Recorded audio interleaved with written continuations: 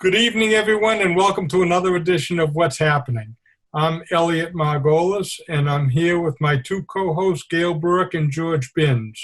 And today, we're going to talk about the two questions that are on the ballot. If you haven't already voted, and hopefully most of you haven't already voted, because who knows what's going to happen with the mail-in ballots, hopefully this will be educational for you. Right, we have two questions on the ballot. And the first question is the right to repair. George, you want to talk about the right to repair? Well, it comes down to an issue that every year, every new car model that comes out has a lot of new goodies in it. And a lot of them are electronic. And the code that tells the mechanic what went wrong is a proprietary process with the auto manufacturer. And in order to establish a good relationship with the dealerships, the manufacturers have been trying to keep those codes proprietary and secret and only give them to the authorized dealers, so that your average repair shop can't work on a brand new car. And as more new cars come out with even more electronic goodies in them, there's less and less opportunity for your local mechanic to maintain his business because his source of workable cars keeps dropping. An interesting comic showed up, it's got to be 20 or 30 years ago now, in Forbes magazine. And at the time they were saying that the problem with selling new cars is that the market is so competitive that there's very little markup on it. The dealers really don't make a lot of money. So where the dealers tend to make all their money is in repairs. And if you've ever gone to a local auto body repair shop or a regular mechanic, prices are reasonable. You go to the dealer and it's like twice the cost of the hourly rate.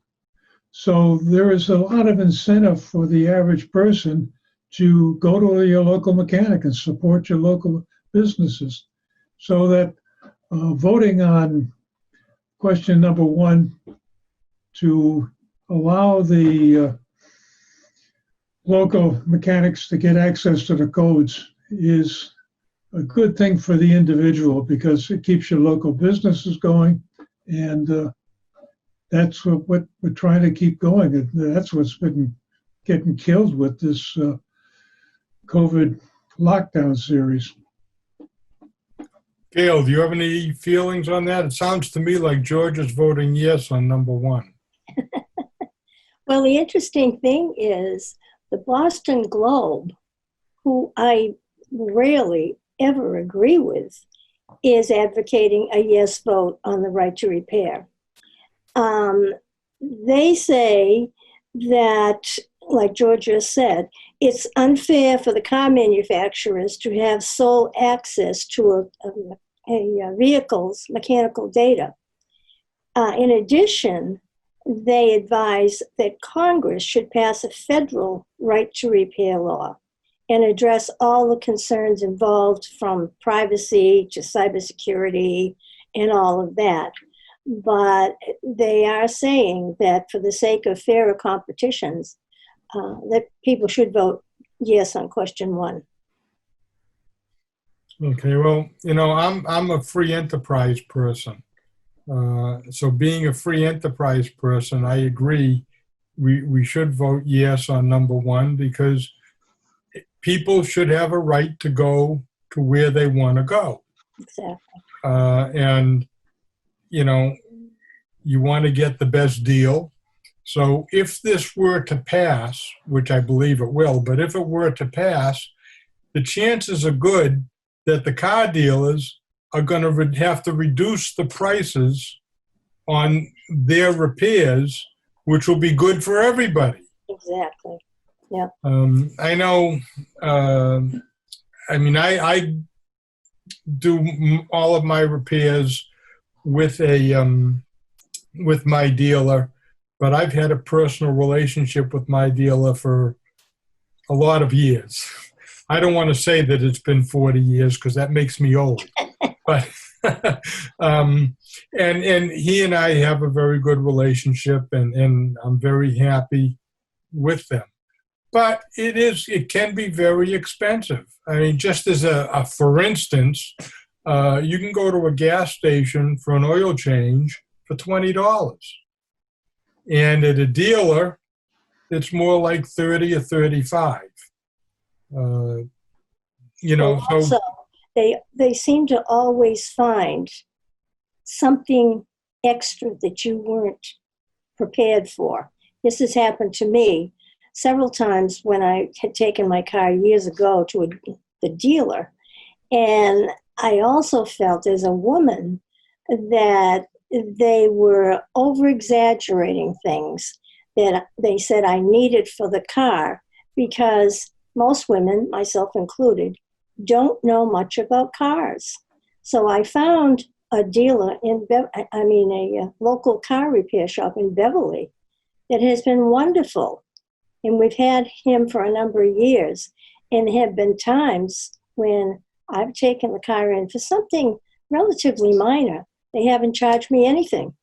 So, yeah, I think it's great to keep these people in business, especially now with, like, as George referred to, all the problems they've been having since the China virus. right. Well, people don't seem to understand the local business person is the person who donates to the Little League, donates to the Boy Scouts and Girl Scouts, donates to this, donates to that. And when you take them out of the picture, then what happens is they're gone. There goes your donations. And the big guy is not going to donate. Amazon's great for certain things, no question. But they're not going to donate to the Beverly Little League. That's right.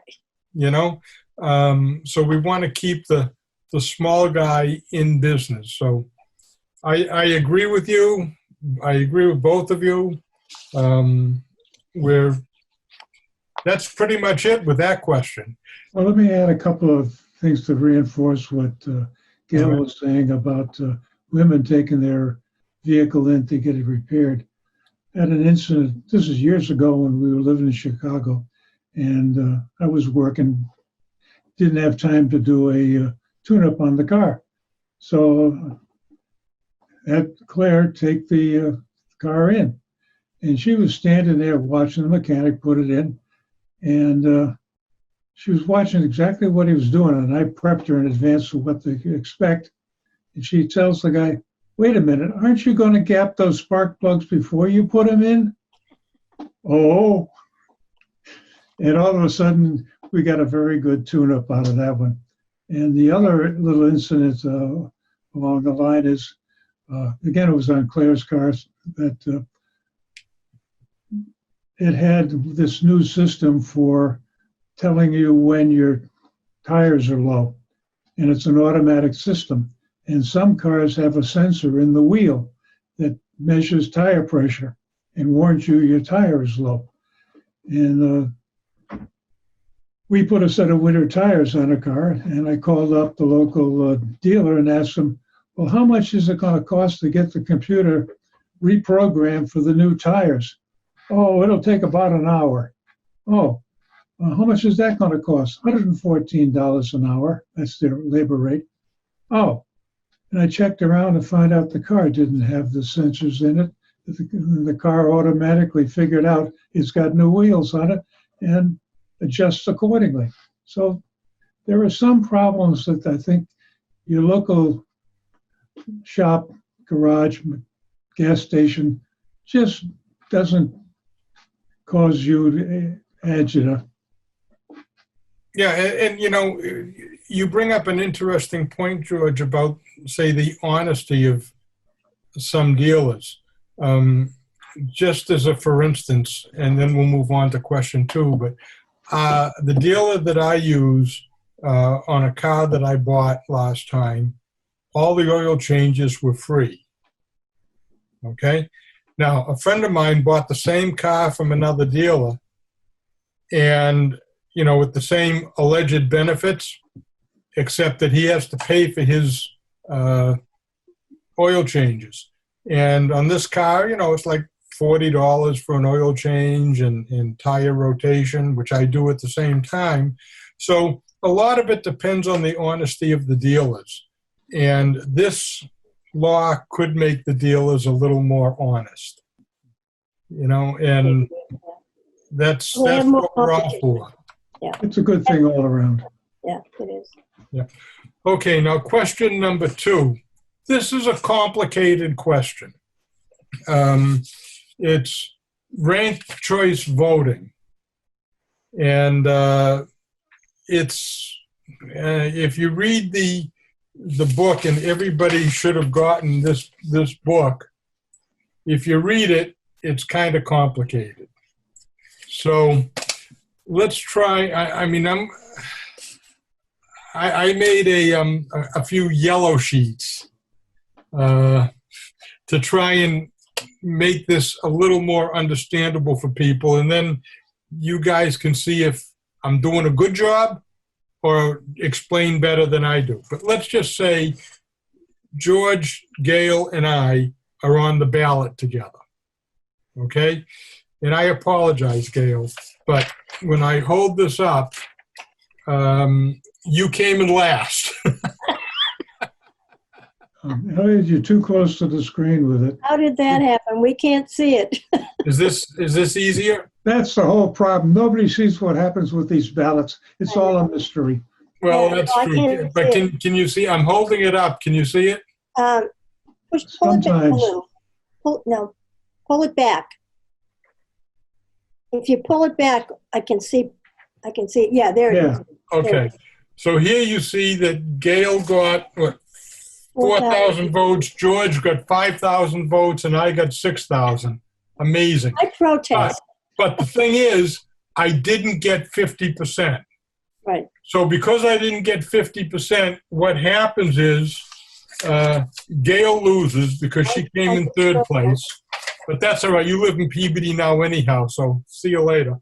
But what happens is, if you were voting, you could vote for your first choice, and 4,000 people voted for Gail as the first choice.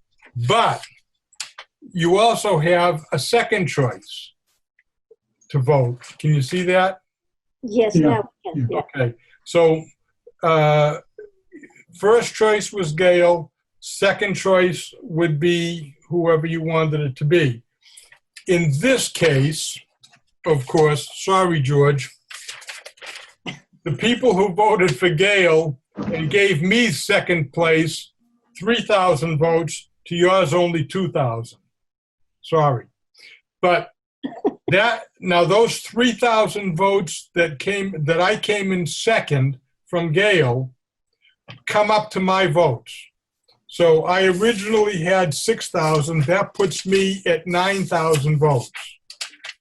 George had 5,000 votes, but only 1,000 people voted for George for second place on Gail's ballot. So that means I get 9,000, George gets 6,000, and I win the election. And that, I got to win sometimes.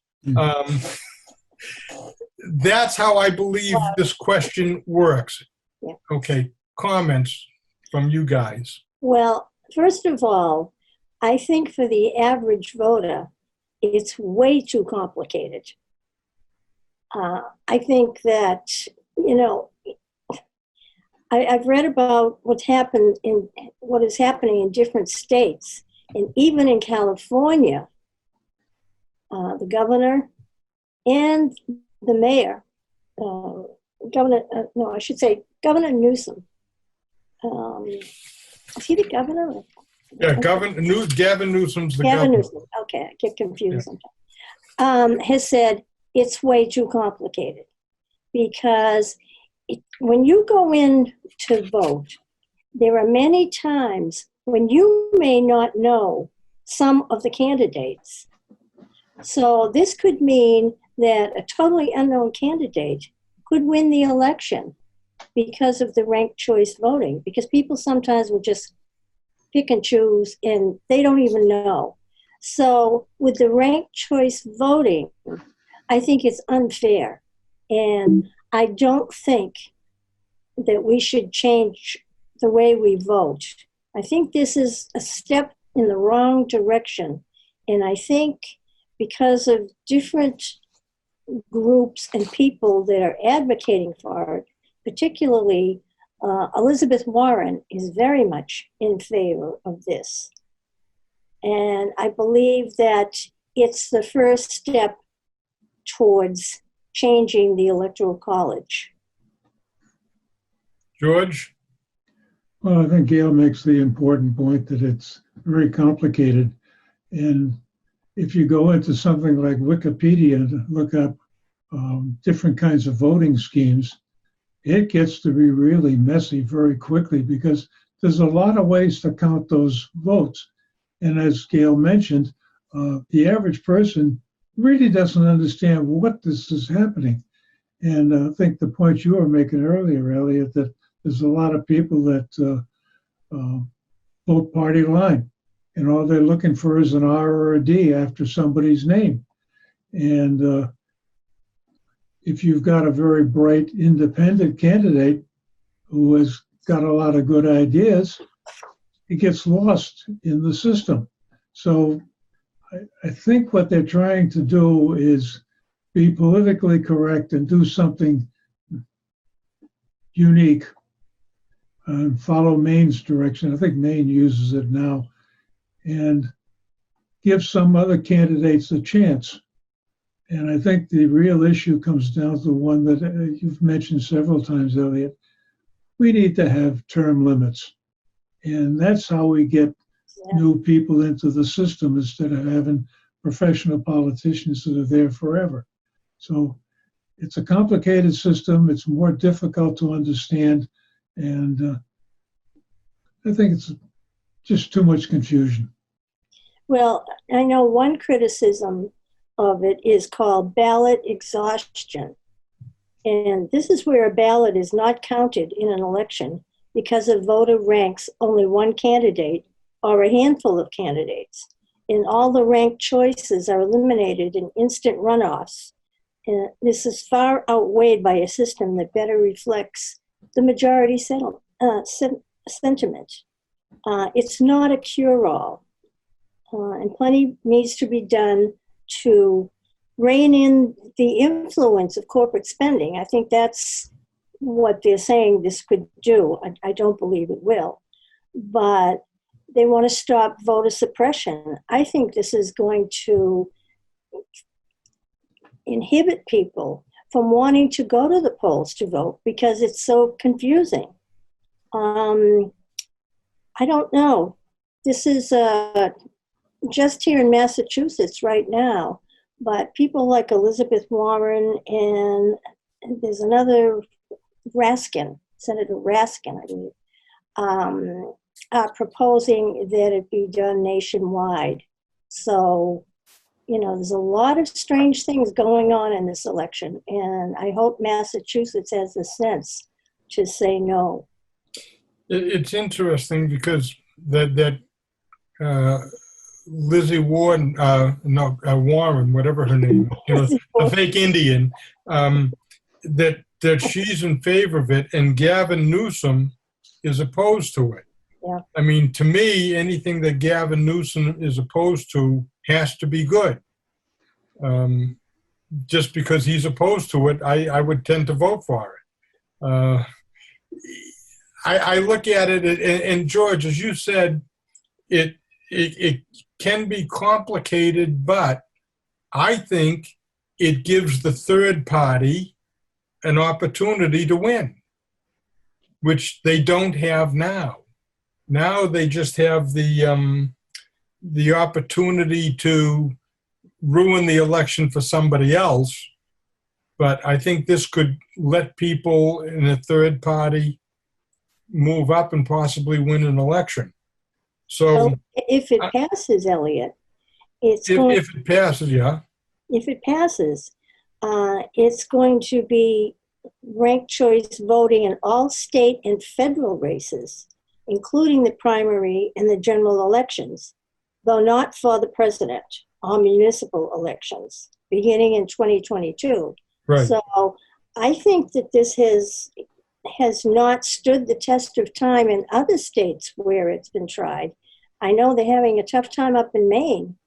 And it went all the way to the state Supreme Court, which ruled that it could pass. It was okay. It's valid. They're going to do it, which is already sent out ballots, absentee ballots, and other ballots. And they said, well, we've already sent the ballots out. It would be too expensive to have to redo that. So it's going to happen.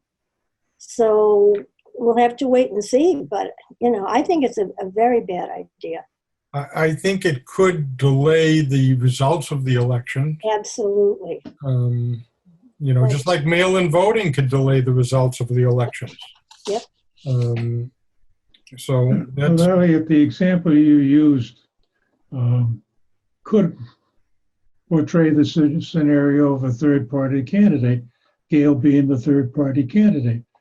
In your calculation, she didn't get enough votes to stay in the competition. So even though she ran and got a good number of votes, it didn't help. And I think the situation comes down to one of that if you don't get a majority, 50% plus one, in the election, the top two candidates go into a runoff. That's the way the system is now.